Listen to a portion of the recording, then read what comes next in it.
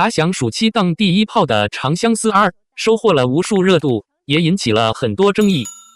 一入相思门，情深难自禁。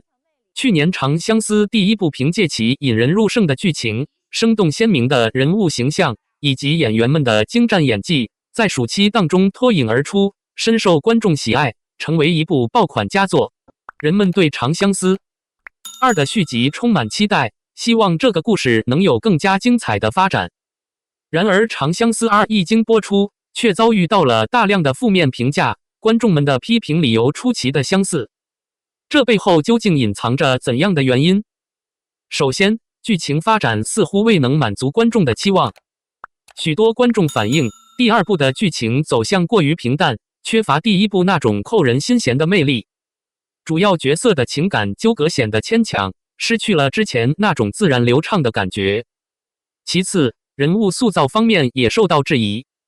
一些观众认为，某些角色的性格发展不够连贯，甚至出现了与第一部相矛盾的地方，这让人感到困惑和失望。此外，制作质量的下降也是观众诟病的重点之一。与第一部相比，第二部在特效、场景设计等方面似乎投入不足，给人一种粗制滥造的感觉。这种质量上的下滑，让观众难以沉浸在剧情中，大大影响了观看体验。另一个引发争议的点是，部分观众认为第二部过度注重商业元素，为了迎合市场需求而牺牲了作品的艺术性和内涵。一些情节安排和广告植入显得生硬突兀，破坏了剧情的连贯性和观众的代入感。最后，演员的表现也未能完全达到预期。尽管主演们依旧尽力诠释角色，但似乎缺乏了第一部那种令人惊艳的化学反应，使得整体表现略显平庸。尽管如此，《长相思2》仍然吸引了大量观众关注，这本身就证明了该系列的影响力。制作团队或许需要认真听取观众的反馈，在未来的创作中找到平衡点，既满足商业需求，又不失作品的艺术价值。只有这样，才能真正赢得观众的心，创造出经得起时间考验的优秀作品。张晚意的表演备受批评，他的演技显得非常套路化。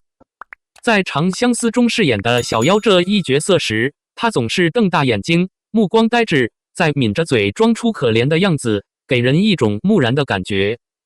整个人从头到脚都透着一股木劲儿，不是板着脸，就是咧嘴笑，完全没有帝王的气质，越看越让人反感。张晚意的演技问题主要体现在几个方面。首先，他的面部表情缺乏变化，显得机械化。每当剧情需要他表现复杂情感时，他的眼神却总是空洞无神，无法传递出角色内心的真实情感。观众在观看时，很难通过他的眼神去理解角色的内心世界，从而影响了角色的深度和立体感。其次，张晚意的肢体语言也显得僵硬和刻板。在一些关键场景中，他的动作显得不够自然，给人一种做作的感觉。例如，当他需要表现角色的悲伤或愤怒时，他的肢体语言显得生硬，没有流畅的动作衔接，这使得他的表演缺乏真实感，观众很难被他的情感打动。此外，张晚意在塑造角色的过程中，缺乏对角色内心世界的深入理解。他在演绎小妖这一角色时，没有表现出角色应有的层次感和复杂性。作为一个帝王角色，他的表现却缺乏帝王应有的威严和气度。无论是在处理国家大事，还是面对个人情感时，他的表现都显得平淡无奇，缺乏震撼力和感染力。观众对张晚意的批评也反映了他们对演员专业素养的更高期待。在现代影视剧中，观众对演员的演技要求越来越高，不再满足于表面的情感表达，而是希望看到演员对角色内心世界的深刻挖掘和真实表现。因此，作为一名职业演员，张晚意需要不断提高自己的演技，深入理解角色，才能赢得观众的认可和喜爱。总的来说，张晚意的表演虽然存在一些问题，但他也有很大的提升空间。希望他能在未来的表演中注重表情、肢体语言和角色内心世界的表现，带给观众更为精彩的演出。邓为的演技也毫无亮点，他饰演的涂山璟在再次见到小妖时，本应流露出深深的眷恋和不舍，但他却只是呆立在原地，情感没有任何层次变化。这一幕本应是剧中极具情感张力的场景，但邓卫的表现却让观众感到失望。他的表情僵硬，眼神空洞，完全无法传达出角色内心的复杂情感，使这一关键情节变得平淡无奇。邓卫在塑造角色的过程中，显得缺乏对角色内心世界的理解和把握。他的表演显得非常表面化，无法深入挖掘角色的内在情感和心理变化。观众在观看他的表演时，无法感受到涂山璟这个角色应有的深情和复杂性，从而影响了整部剧的情感效果。此外，谭健次在第2部中的表现也开始走油腻路线，进一步削弱了角色的魅力。他在弹琴时摇头晃脑，微微抬起下巴，给人一种刻意耍帅的感觉。这种过于做作的表演方式，使他的角色显得不够真实，甚至有些夸张和滑稽，无法引起观众的共鸣。谭健次的表演问题在于过度追求外在的表演效果，而忽视了角色内在的情感表达。他在一些关键场景中过于注重自己的姿态和动作，却忽略了角色内心的真实感受。这使得他的表演显得浮夸和不自然，难以让观众产生共鸣和代入感。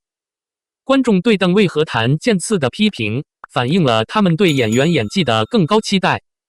在现代影视剧中，观众希望看到演员能够深入理解角色，真实地传达角色的情感和内心世界，而不是仅仅停留在表面的表演技巧上。因此，作为职业演员，邓卫和谭健次需要不断提升自己的演技，注重角色的情感表达和内心世界的挖掘，才能赢得观众的认可和喜爱。总的来说，邓卫和谭健次的表演虽然存在一些问题，但他们也有很大的提升空间。希望他们能够在未来的表演中注重表情、肢体语言和角色内心世界的表现，带给观众更为精彩和真实的演出。相比之下，唯有杨紫和她饰演的小妖依然保持着第1部的水准。杨紫的演技一直以来备受观众喜爱，她对角色的深入理解和情感表达，使得小妖这个角色更加生动和真实。无论是她的眼神、表情，还是肢体语言，都能够完美地诠释角色的内心世界和复杂情感。然而，单凭她一人的力量，实在难以扭转局势，提升整体的演技水平。在剧中，杨紫的哭戏尤为令人动容。当她哭得凄凄惨惨，心情充满破碎之时，观众能够深刻感受到角色内心的痛苦和挣扎。她的每一个眼神，每一次泪水，都充满了真实的情感，能够直击观众的内心。然而，当镜头转向张晚意那张毫无表情的脸时，顿时所有的情感氛围烟消云散。这种强烈的对比，不仅削弱了剧中的情感张力，也让观众对张晚意的表演感到失望。杨紫的优秀表现，使得其他演员的不足更加明显。她的演技不仅仅是技巧上的娴熟，更是源于她对角色的深刻理解和投入。相比之下，张晚意和其他一些演员的表演显得非常表面化，缺乏对角色内心世界的挖掘和情感的真实表达。这种表演上的落差，使得整部剧的质量大打折扣。尽管杨紫尽力提升剧中的情感氛围，但她一人的力量毕竟有限。影视作品的成功，离不开每一位演员的努力和付出。观众希望看到的是一个完整的、充满真实情感的故事，而不仅仅是个别演员的精彩表演。杨紫的出色表现，虽然为剧集增色不少，但她并不能独自扭转整体演技水平参差不齐的局面。在未来的表演中，希望杨紫能够继续保持她一贯的高水准，也希望其他演员能够向她学习，提升自己的演技水平。只有每一位演员都能够深入理解角色，真诚地表达情感，才能共同打造出一部优秀的作品，让观众真正投入其中，感受到角色的喜怒哀乐。总的来说，杨紫的表现无疑是剧中的亮点，但要提升整体质量，还需要每一位演员的共同努力。观众的热情1年过去了，依旧不减反增。杨紫凭借热播IP《长相思》重返荧屏，成功入围白玉兰视后大奖。这一成就不仅证明了他卓越的演技，也彰显了观众对他的喜爱和支持。《长相思2》一经播出，便以其紧凑的剧情和深刻的主题赢得了观众的广泛好评。相比于前作的冗长铺陈，第2部开篇直戳主题，迅速将观众带入故事的核心。这样的改进不仅提高了剧情的紧凑性，也增强了观众的观剧体验。在《长相思2》中，观众目睹了3段感情线的交织，每一段感情线都充满了细腻而深沉的情感。杨紫饰演的小妖与男主角们的互动，展现了不同的爱情形态和情感冲突。她细腻的表演，使得每一场情感戏都充满了真实感和感染力。特别是在情感的高潮部分，她精准地捕捉到角色的内心波动，演绎出感人至深的场景，令观众感动得泪流满面。除了杨紫的出色表现，剧中其他角色的情感线也同样令人动容。3段感情线的交织，不仅丰富了剧情，也让角色之间的关系更加错综复杂。观众在观看时，不仅能够感受到角色之间的深厚情感，也能体会到他们在面对情感抉择时的痛苦与挣扎。这种情感的真实和深度，使得整部剧更加引人入胜。观众的热情和《长相思2》的成功，不仅证明了该剧在剧情和制作上的进步，也显示出观众对高质量作品的强烈需求。在未来的影视作品中，希望能够看到更多像《长相思》这样深刻细腻的作品，继续为观众带来感动和共鸣。总的来说，杨紫在《长相思2》中的出色表现，使她成功入围白玉兰视后大奖，是对她演技的肯定和赞赏。而《长相思2》以其紧凑的剧情和深刻的情感刻画，赢得了观众的广泛好评，充分显示了其在剧情编排和情感表达上的进步。观众对这部剧的热情，不仅是一种支持，更是对高质量作品的期待和追求。杨紫在一次粉丝见面会上发表了感人至深的讲话，表达了她对粉丝们的感激之情，并呼吁大家继续支持《长相思》第2季。她说：“我非常感谢在座的每一位粉丝朋友对我们的喜爱，这部戏是我们所有人的心血。当时我们拍戏花了半年的时间，我们也一起等待第2季播出，所以我希望所有人可以一起来支持我们这部戏，大家好好护剧，好好爱护里面的每一个角色，因为他们每一个人都非常可爱，谢谢大家。”杨紫的话语充满了对剧组的深情和对粉丝的感谢。他提到《长相思》是整个剧组共同努力的成果，半年时间的拍摄不仅仅是一个工作，更是大家付出的心血和汗水。他呼吁粉丝们继续支持这部戏，因为每一个角色都是剧组成员精心塑造出来的，都有其独特的魅力和可爱之处。他希望粉丝们能够好好护剧，珍惜和爱护剧中的每一个角色。杨紫继续说道：“我希望无论是戏里还是戏外，大家都开开心心的追剧，支持我们《长相思》第2季，大家每个人都要开开心心。”他的这一番话不仅仅是对粉丝们的鼓励，更是一种祝福。他希望观众在追剧的过程中能够保持愉快的心情，无论是剧中的故事，还是生活中的点滴，都能够带给大家快乐和满足。杨紫的讲话引起了在场粉丝的强烈共鸣。她不仅仅是一个优秀的演员，更是一个充满爱心和责任感的人。她对剧组的热爱，对角色的珍惜，以及对粉丝的关心，都让人感受到了她的真诚和温暖。她的讲话不仅仅是对《长相思》第2季的宣传，更是一种情感的传递，一种对美好生活的向往和祝愿。在杨紫的带动下，粉丝们纷纷表示会继续支持《长相思》第2季，并期待看到更多精彩的剧情和动人的表演。